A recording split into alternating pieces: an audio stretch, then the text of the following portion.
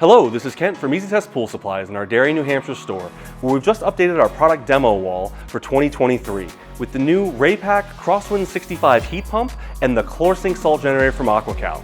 Let's see how we did it. Here, as you can see, we are installing the new ChlorSync Salt Chlorine Generator into our display. It is always important to add proper amounts of PVC glue and primer when installing fittings. Salt is an excellent alternative to the standard chlorine procedure by replacing the need for weekly shock and tabs.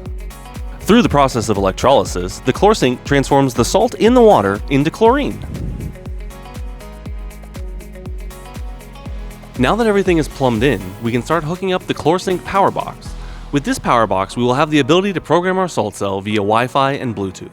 This system will be able to tell us the flow, temperature, and salinity of the water passing through and relay said information back to the user via the AquaLink system. The system comes with a sacrificial zinc anode to collect any corrosion from water lines to prevent damage to other parts of the plumbing as shown here.